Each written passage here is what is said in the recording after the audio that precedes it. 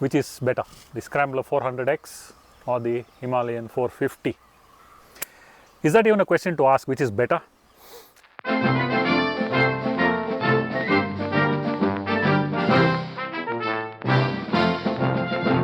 Hello, CK.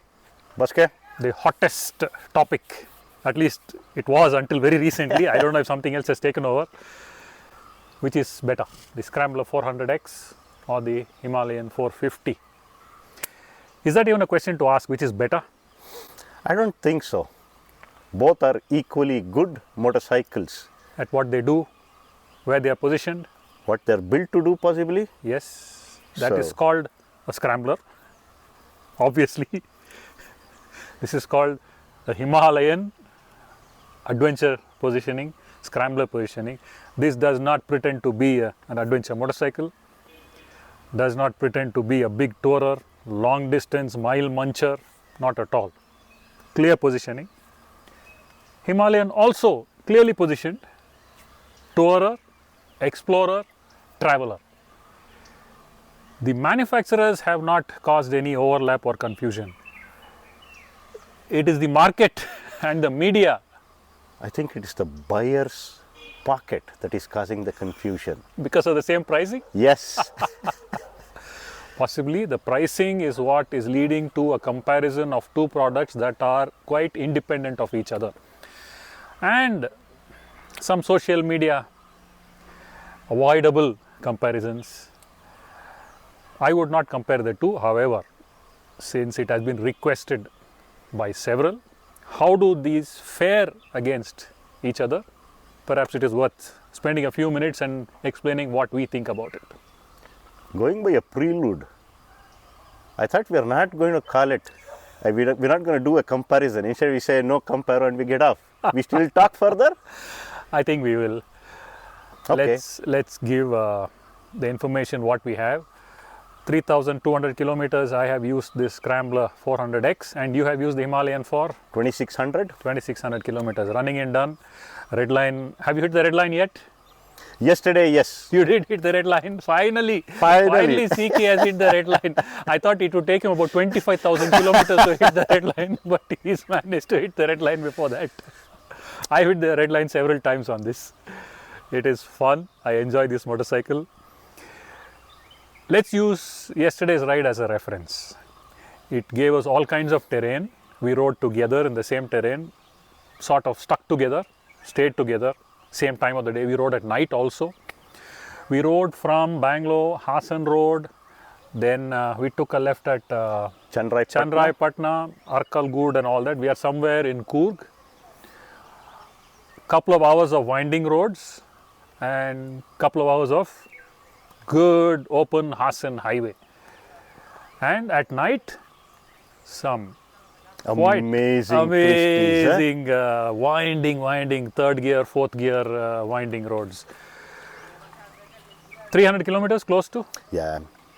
I did not realize till yesterday that I could tour so comfortably, so well on this Scrambler 400X. It was a revelation for me. In fact, I was surprised. You were doing consistently speeds of 90 to 120 wherever it permitted. Yeah. And I was like, wow, Baske is flying on the rat. Yeah, I use this quite a lot. I'm learning.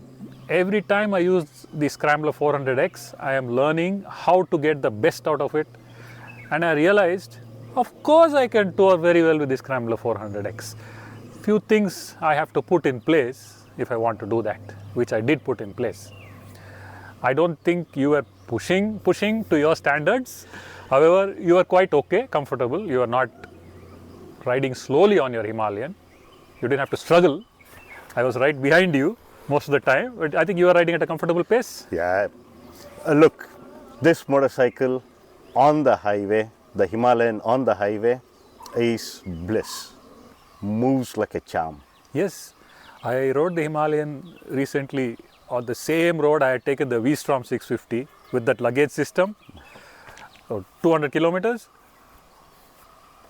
It is so comfortable on the highway. It just flies effortlessly. The suspension, the damping, the rebound, everything was great. I had that ProSpec wind deflector, quiet. And I was thinking at that time, on that day when I went on the Himalayan, I can't do this on my Scrambler. I can't be so comfortable at speeds above 100 because of the exposed nature of the rider on the Scrambler. It's a very flat motorcycle. You sit on top of it. On top. That's how the Scramblers are. This sort of sit in it. A little more machine in front to protect from the wind blast. I made those changes I mentioned some time back. What are the changes I need to do? Number one, I use my core to hold on to the motorcycle, not hanging on to the bars at 110, 120. Okay? Even when I let go of my hands on the Scrambler at 110, 120, I'm not getting blown back because I'm holding with the core. Second, good ear protection. I got a set of Alpine earplugs. You're using the no noise. Yeah, I am using the no noise. I got a set of Alpines, stuck that into my ear. Wow! Makes so much of a difference, Massive right? difference. The wind noise magnifies the sensation of speed, the danger, the fatigue, the exhaustion, the alertness. It takes a toll on everything, that constant, massive buffeting. With the ears plugged, these are motorcycle ear plugs. They do not cut out the traffic noise.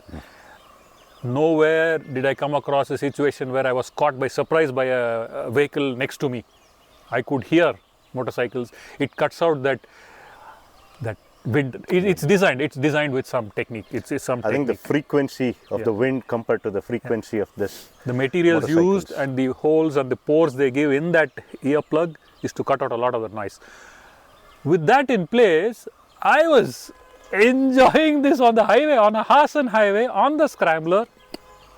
Yes, if I was on the Himalayan, I would have used less energy. Obvious, that's a fact. It's a fact. I was not uncomfortable on the 400X. End of the day, that's what matters. Are you comfortable with it? Exactly. If this is the tool at my disposal, if all I have is the Scrambler 400X, can I ride it from Kanyakumari to Srinagar? Of course I can. Yeah. Would I be less tired if I rode the Himalayan? Yes, I would be less tired if I rode the Himalayan. On the other side, for me, if I'm riding on twisty, tight roads, broken tarmac, frequent braking, change of direction, having to maneuver and move, I would be less tired on the Scrambler 400X than on the Himalayan 450. What is your, that is as me as a rider, it is not generalizing. How would you rate that sort of a situation, that sort of roads? Busky, surprisingly for me, the Himalayan, the flickability is pretty high. I was able to carry speeds much more comfortably into the corner and carry the same speeds while exiting the corner. So, and effort wise, I don't know, I can't actually put a number to it because I didn't ride this. You were flying away and I had to catch up with you on a few occasions. So, from an effort perspective, yeah, if I had ridden this back to back, I think it could have. Yeah, I think maybe I should not use the word tired, I would say effort. Yeah, effort. Less effort on the Scrambler 400X to navigate very tight situations, a little more effort on the Himalayan. I think it's more got to do with a psychological feeling. Himalayan is a bit heavier, Scrambler is a bit lighter. Lighter bikes are more flickable compared to. Plain logic. So it is not a question of Scrambler and Himalayan, it's a question of lighter and smaller, easier to handle than bigger and heavier. That's how it is. It's hard to choose between the two. I have the luxury of having both. What are you staring at me? Why do you say it's harder to choose between the two? If someone has to have a single bike garage. Yes, fair enough, Busky. I'm referring to that. It is hard to, because I say that because I have both. Busky, just a step back. People who will buy the 400cc will have some sort of exposure with their 200 cc's who would want to have a step up. Smaller Yeah, motorcycles. Yes. nobody, at least 8 out of 10 times people would come through that route, and it's only the 2 people who would want to jump in directly to the mid-size segment. Well said, accurately said. That is the assessment. Most of the buyers of the Scrambler 400X are coming from the 125, 150, 180 cc. Some even lower than that. Yeah. Yeah, so the user will make an educated guess, I'm saying guess, on which of the 2 motorcycles is easy, provided he knows what is his major riding patterns are. Yeah. Does he like pottering around the B towns, C towns? And for those coming from those smaller cc, quite obviously the Scrambler 400X is less intimidating than the Himalayan. You definitely need a bit of a skill up to ride the Himalayan compared to the Scrambler. Yes, Royal Enfield says it is accessible. It is. It is. We are placing this next to it and speaking. Yes, so it is accessible, but I would still say a bit of skill will make you a better rider, will make you enjoy the Himalayan more. So I kind of put it that way, Busky. Yeah, I have a point which can be used to choose between the 2 if it's a single bike garage. I would go back and look at what am I going to do, what is going to be my use, what comfort is more important to me. Is commuting comfort most important to me? Does it take more weightage that I will not compromise commuting comfort for touring comfort? Or am I going to look at the other way and say, touring comfort is most important to me, I can get by with commuting. In comparison, it is not uncomfortable on the other side. Touring comfort is more important than commuting comfort, or is commuting comfort more important than touring comfort? That is one aspect. The other side is my riding going to evolve? I was to hit that. What next? Yeah. If my riding is going to evolve, I am going to start riding longer, further, harder. Will I run out of motorcycle after a while? 2 years, 3 years, 4 years? Yes. Or do I want to take it one step at a time? If I am going to take it one step at a time, get into this segment of motorcycles, get used to it, learn how to do it, and then decide if I want to move up or move parallel or stay where I am, the Scrambler 400X would be my choice. Yeah, I know a lot of Duke 390 owners have bought the Scrambler 400X. They wanted a milder version. Yes. However, on the other side, if I am all excited, I am ready, I have a plan, I say I am starting here and I am going to grow into a long distance traveler, explorer, I would buy the Himalayan because the window is wider. It can commute, it can tour, it can do some terrible bad roads also. All in good comfort, safety, control. Wider usability band. Yes. It comes at the cost of, for those with not so much experience, a bit gingerly in the beginning to skill up. Yes. Would you say that or not? Yeah, they need to have a good level of tolerance when they buy the Himalayan over the Scrambler, whatever said and done. Yeah, and investing in skills, a few thousand rupees, after investing 3.5 lakhs, 5,000 rupees is all it takes to attend some riding lessons. There are 2-3 places where we can get trained off-road riding, and off-road riding skills are applicable everywhere. Yeah. It can be used on the road also. Yes. Because most of our country roads are off-road anyway. The Scrambler has got a usability window of say 0 to 90? 0 to 90 degree pi. the Himalayan has got a wider window of usage. Yes, as I said, Bosky, you know, the Himalayan definitely needs a little bit more of skills to ride. It's a little bit more mature motorcycling compared to the Scrambler. Scrambler, yes, if I want to dabble with motorcycles, I've got the money, but I don't have that much of time and the intentions to do it, except, you know, go on a month, do a monthly overnighter, something like that. I can't go wrong with it, with the Scrambler. Easy, light, you're not going to wake up on the Monday with some sore arms. No. Himalayan, as you said, yeah, 0 to 120 or 0 to 150 or even 180 on how you use the motorcycle. And in that ways, the Himalayan is a lot more versatile in its offering compared to the Triumph Scrambler. The Scrambler is non-intimidating. Yes. For someone moving up, getting into the mid-size, completely non-intimidating, easy to get on, easy to nail it right from day one. Yes. On the boil. Yeah, get going. No great preparation required. It falls into place like a smaller capacity motorcycle. In fact, this is smaller physically than some of those popped up 150, 180, 190, 220, 210, 225, 240. I don't know, they keep adding 55cc. a few cc from their burette or pipette and then keep blowing up the engines. Yeah, the other day in my office parking lot, I saw a Scrambler, and right next to it, I saw the 250 ADV. And the 250 ADV was more intimidating than this. This was a Chinnu Kuttu puppy. It was next to the ADV 250. Yeah, exactly. That's the thing about the Scrambler 400.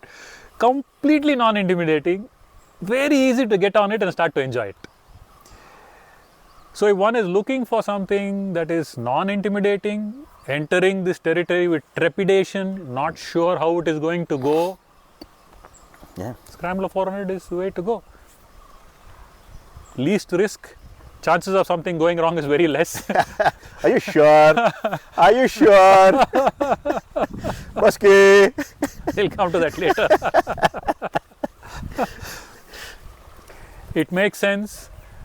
Whoever buys the Scrambler 400X can continue to enjoy doing what they have been doing with their smaller cc, commute, plus do something more. Two things: one, it's got far more performance; two, it's got much better suspension. These are the two will be the significant bump up from a small mid 150cc motorcycle. Yeah. The Himalayan, the first step is big. Once that step is taken, things become easy, right? I think that hesitation. Yeah, first step is it's also here. Yes. It's not on the motorcycle. It's not on the motorcycle. It's between the ears. Yes. Once we get that right, this is not a problem at all.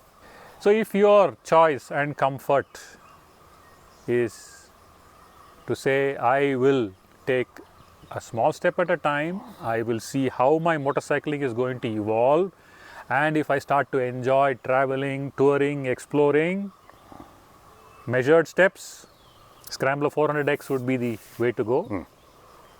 Or if you say, no, I am a traveler, I am an explorer, I want to cover my bases for the next several years, I don't want to reconsider changing a motorcycle, put your money in for the Himalayan 450, get over that initial mental intimidation of the size, perceived size and weight, a wider window, a longer window of use. There is no right decision, there is no wrong decision, it is just your decision, what is good for you. You've been using both. How would you rate your comfort on the Scrambler versus the Himalayan? Depends on where I am riding. I am not a loyalist to a brand or a style of motorcycle. What matters most to me is how I feel when I sit and ride on it. The first 2 hours yesterday, You were missing it? yeah. You're missing the Himalayan? I was missing my Himalayan. I wish I had brought my Himalayan. I wish I had brought my Himalayan. Nothing, I was not regretting on this. Yes, on this road, maybe I would be better on the Himalayan. The last 2 hours, I was happy I was on this.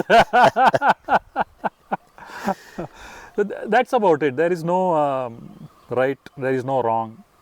Yeah. Neither is going to be, or let me put it in a positive way, either is a good choice.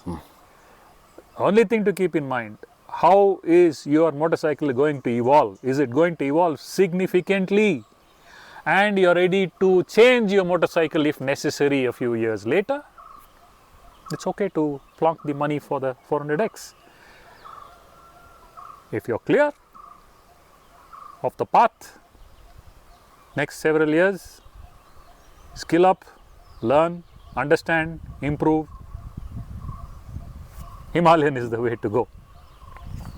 What do you say? I agree with you, Busky. It's plain, when I got to ride this, even before I bought the Himalayan, I knew this bike would not keep me happy for an X amount of time. Yep. And I knew of that very clearly.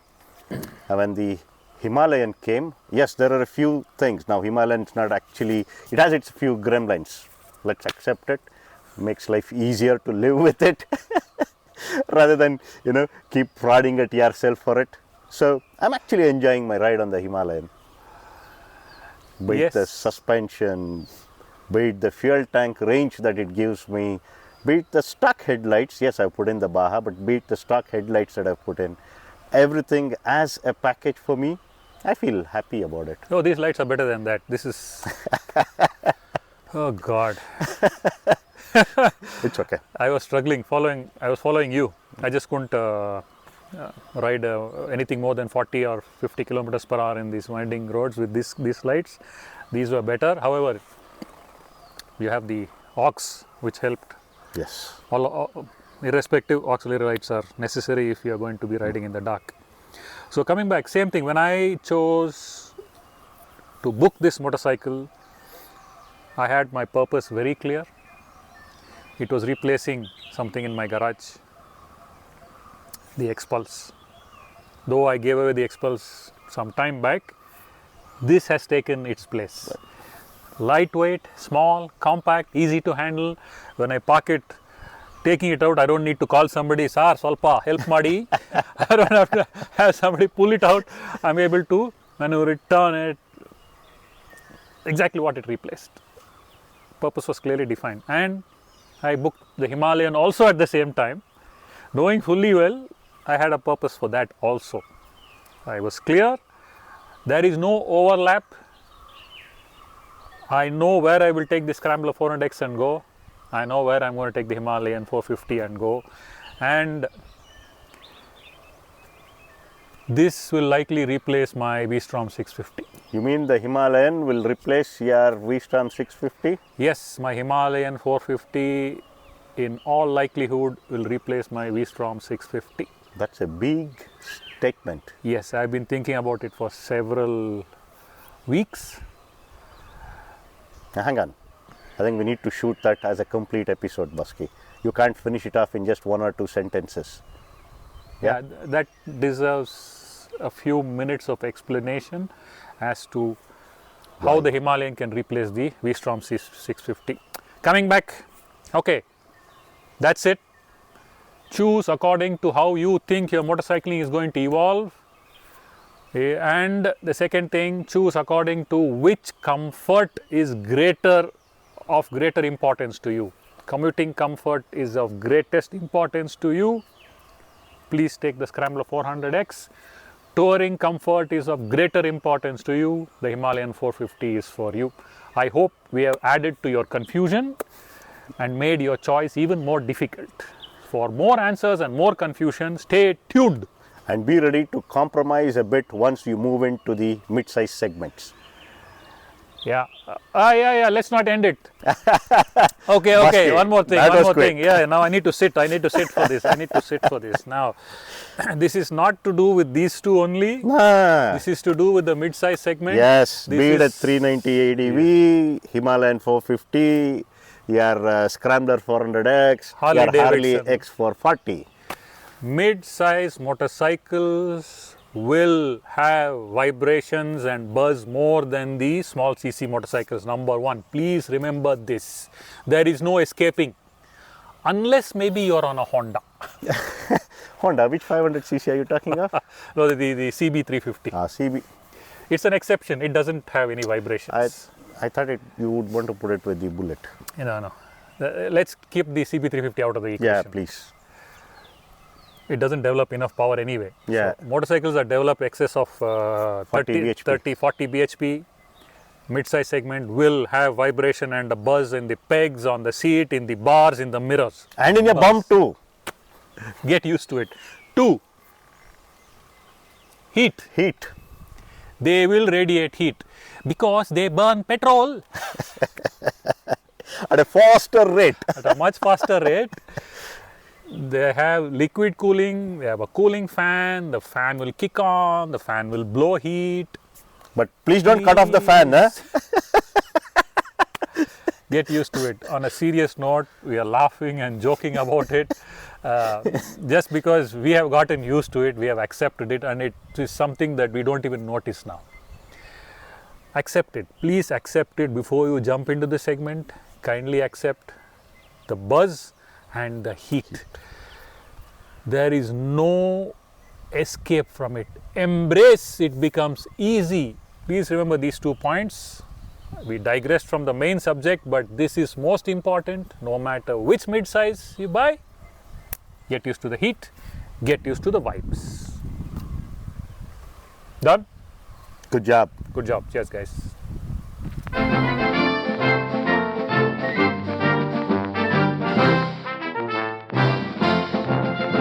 Testing. Hello? Mic testing. Everything okay? Is it Hello? recording? Can Hello? you hear? What do you think? What do you think? Hello? Beautiful scenery. What a wonderful place. Yeah, all right. ಶುಭ ಮುಂಜಾನೆ ಪ್ರೇಕ್ಷಕರೇ, ನಿಮಗೋಸ್ಕರ ನಾವು ಮುಕ್ಕೋಡಿಗೆ ಬಂದಿದ್ದೇವೆ.